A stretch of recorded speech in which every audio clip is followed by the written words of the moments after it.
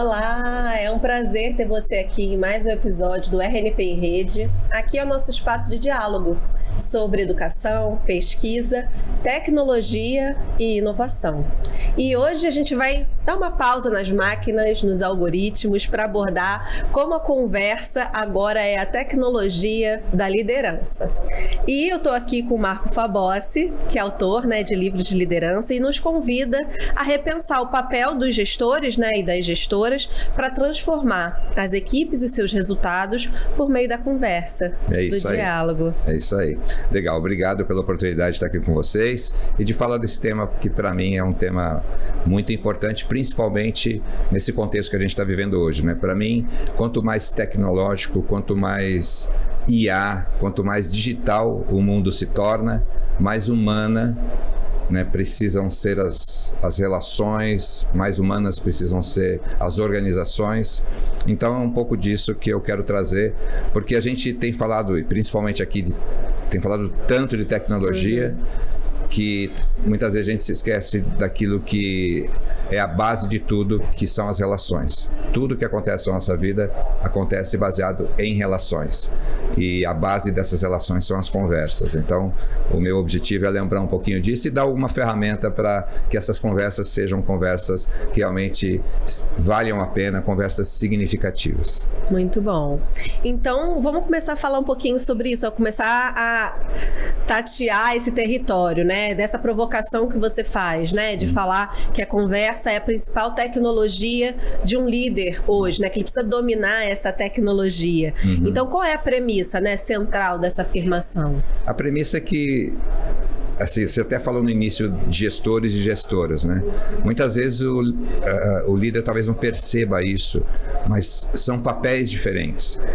No papel de gestor, eu tenho mais contato com coisas, Então, orçamento, projetos, infraestrutura, metas, objetivos, tecnologia, tudo isso é gestão. Eu preciso gerenciar isso. Então, coisas eu gerencio. Agora, outro papel é o papel da liderança, que são papéis complementares, mas são diferentes, porque no papel de gestor eu lido com coisas, no papel de líder eu lido com pessoas, E a base desse lidar com pessoas são os relacionamentos. Então, não dá só para ficar na gestão.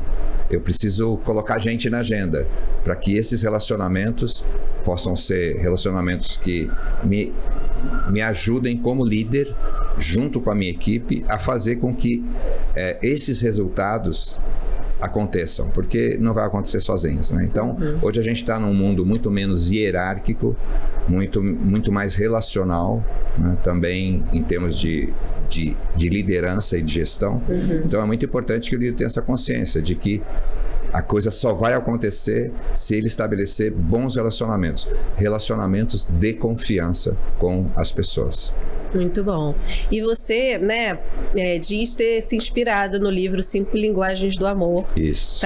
E adaptado, para o ambiente de liderança. Explica um pouquinho pra gente como foi essa adaptação, como foi essa leitura, Legal. Bom, esse livro para mim já foi um marco na minha trajetória como ser humano, Estava até falando com o Léo lá fora.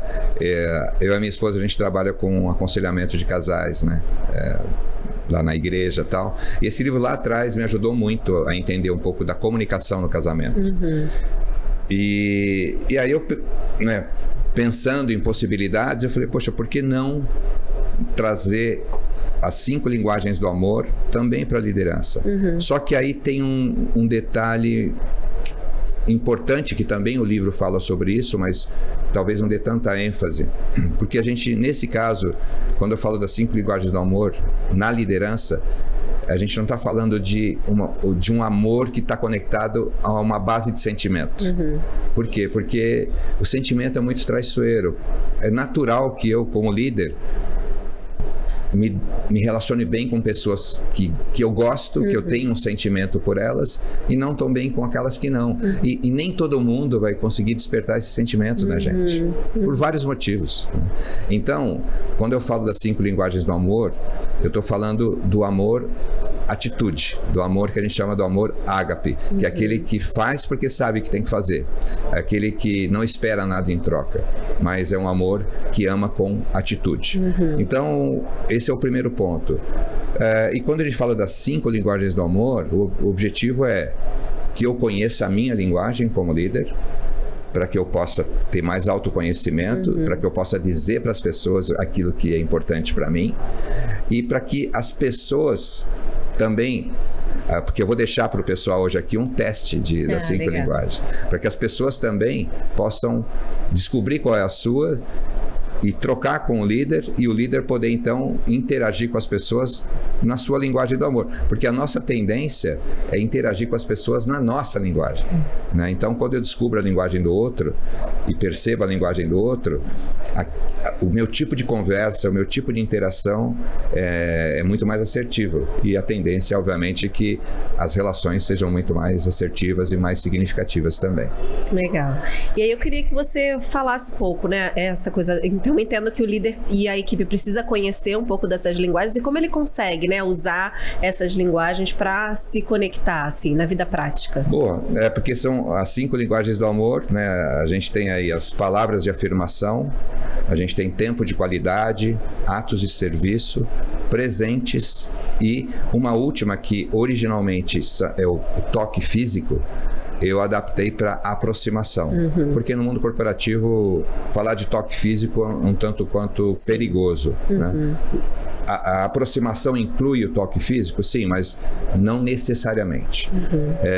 Então, poxa, se a gente fala de palavras, se a sua linguagem é palavras de afirmação, poxa, eu já sei que para você é importante o reconhecimento, para você é importante o elogio, para você é importante falar daquilo que você fez e elogiar você na frente das outras pessoas. É importante deixar um bilhete para você de vez em quando, falar, cara, como você é importante para nós. Então, são coisas simples, né? Mas que vão, como eu sei que a sua linguagem é essa, para você faz todo sentido eu fazer isso. Legal. Se a sua linguagem é tempo de qualidade, poxa, chamar para tomar um café, né? Chamar para almoçar, chamar para conversar sobre coisas que não são do radar do trabalho exclusivamente, né?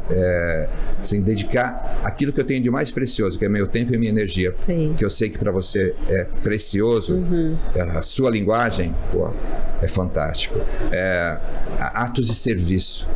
Cara, pode ser qualquer coisa que ajude a desobstruir o caminho, né? Eu costumo dizer que o líder, quando a gente pensa lá no curling, nas Olimpíadas, né? O líder não é quem lança o disco. O líder é aquele cara que vai com a vassourinha ali, abrindo o caminho para as coisas acontecerem, abrindo o caminho para que o disco chegue no seu objetivo.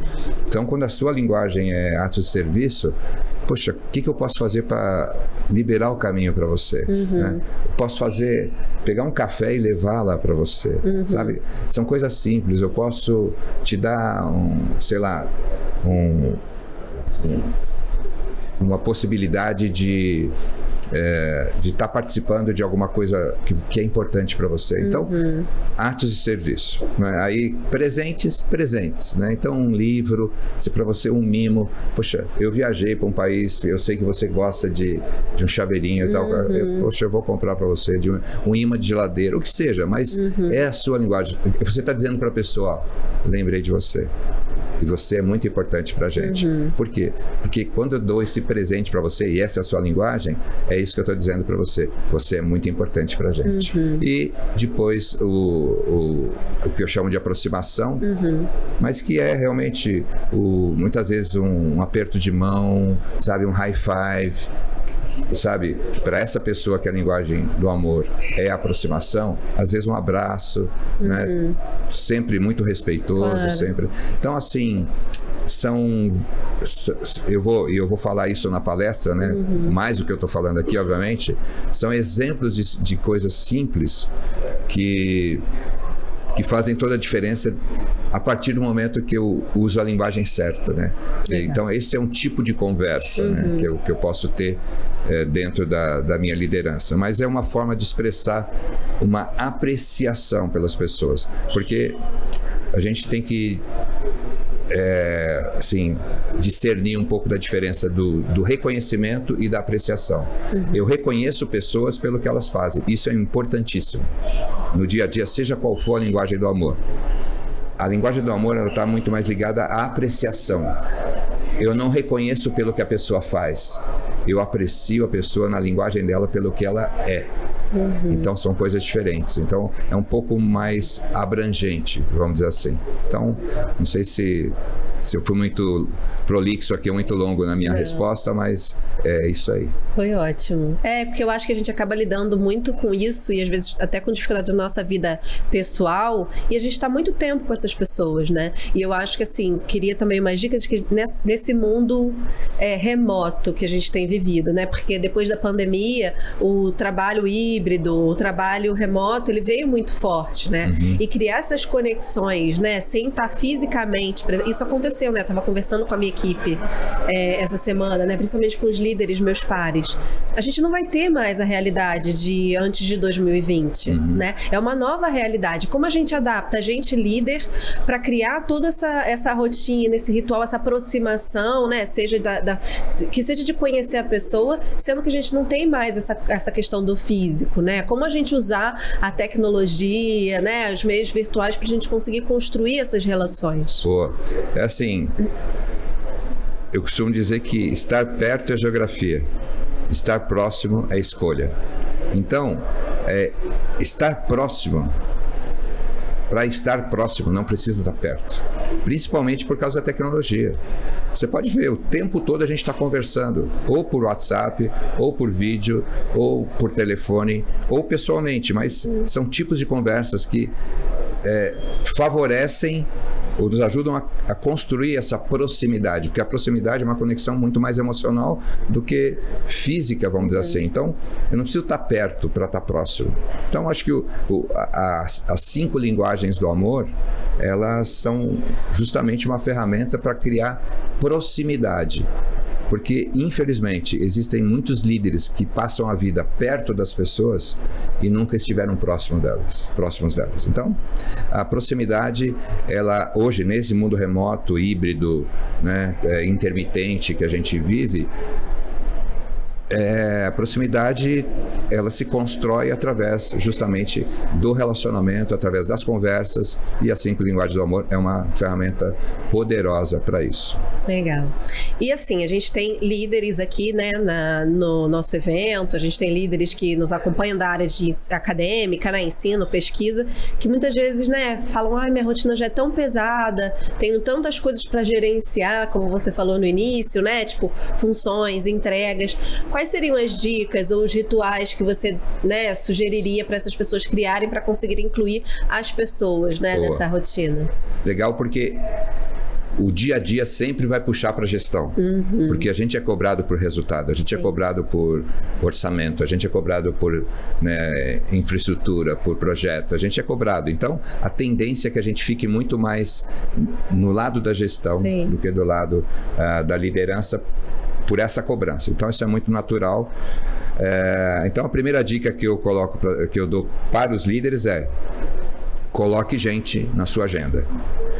Então, líder, se você olha para a sua agenda hoje e só tem reunião de projeto, reunião de solução de problema, reunião de resultado, mas não tem gente na sua agenda, está faltando algo muito importante. Então, você tem que começar a separar a tua agenda para ter gente. Não é gente para falar de trabalho, para falar de resultado, para falar de problema. Não é isso. Isso a gente já faz, né? Agora, é colocar gente na agenda para se aproximar mais dessa pessoa, conhecer a história dessa pessoa, conhecer as inquietações dessas pessoas, conhecer as expectativas dela, falar para você das suas expectativas em relação a ela, para empoderar essa pessoa um pouco mais, né? Então, muito provavelmente esse líder, né, esses líderes têm hoje coisas que eles estão se envolvendo que não precisariam se envolver.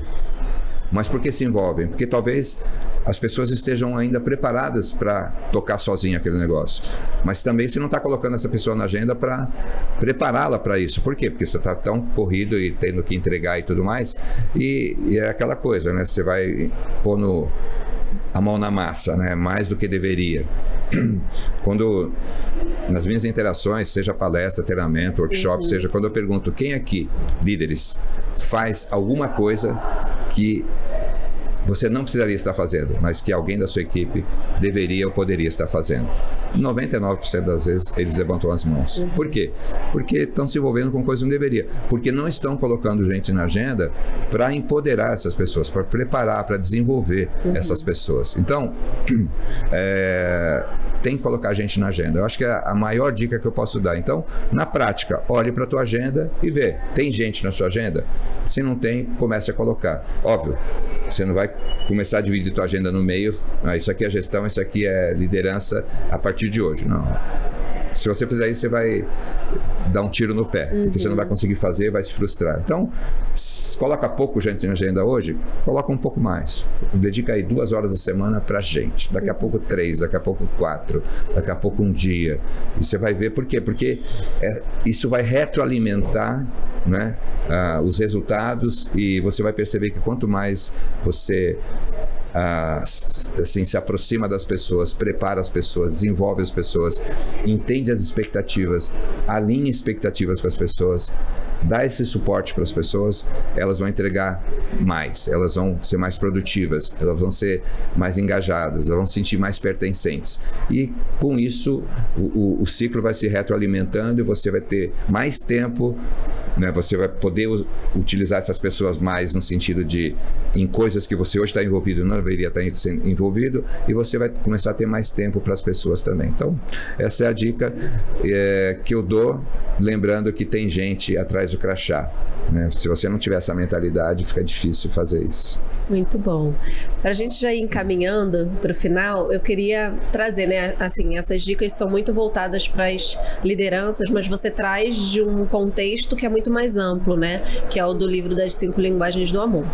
E a gente está num momento de sociedade em que as pessoas estão muito solitárias, né, apesar delas estarem fisicamente, muitas vezes, ou próximas, ou tecnologicamente próximas, né, você até citou, a gente está sempre conversando, as pessoas nunca se sentiram tão sozinhas, né? E aí eu acho que isso impacta tanto a nossa vida pessoal quanto a nossa vida profissional. Então, como ampliando um pouco o contexto, né? Não só da liderança, não só da aplicação desse contexto na liderança, mas na nossa vida prática também, né? Para além do trabalho. Como é que você acha que as conversas, né, de qualidade podem ajudar a gente a reduzir, né, essa sensação e eu tô entendendo que é uma coisa que está posta, né? E não só num país, em vários países, são estudos que estão acontecendo, né? Que são transversais a países de primeiro mundo, países em desenvolvimento. O que você acha que a gente pode, né, dentro desse contexto, ir fazendo, né, para melhorar? E aí eu acho que isso não só no campo profissional, mas no pessoal também. Eu acho que existe uma tendência à solidão, até mesmo pela tecnologia, né? Hoje a gente sabe que pessoas fazem terapia com o ChatGPT, né? Então, as coisas para algumas pessoas, as coisas estão se resumindo à tela do computador ou às telas na sua casa, né? E isso não é bom porque nós somos seres relacionais. Nós não fomos criados, não estamos nesse mundo para viver. A gente está nesse mundo para conviver, né?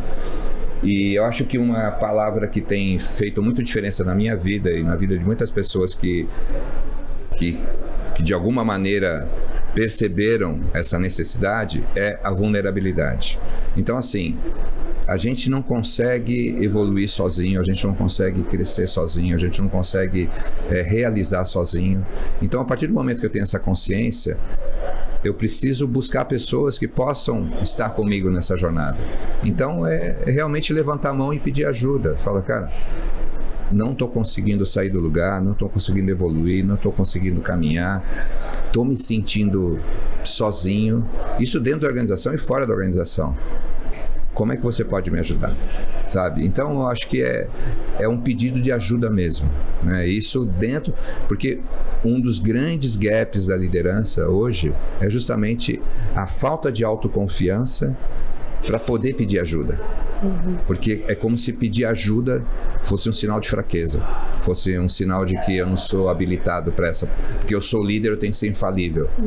É justamente aí que entra a vulnerabilidade para dizer, olha, é um ato de coragem isso, porque só pede ajuda quem está seguro para pedir ajuda, quem está autoconfiante para pedir ajuda. Então, e a autoconfiança vem do autoconhecimento e da vulnerabilidade. Então, quando eu tenho consciência de que, poxa, qual é a minha criptonita?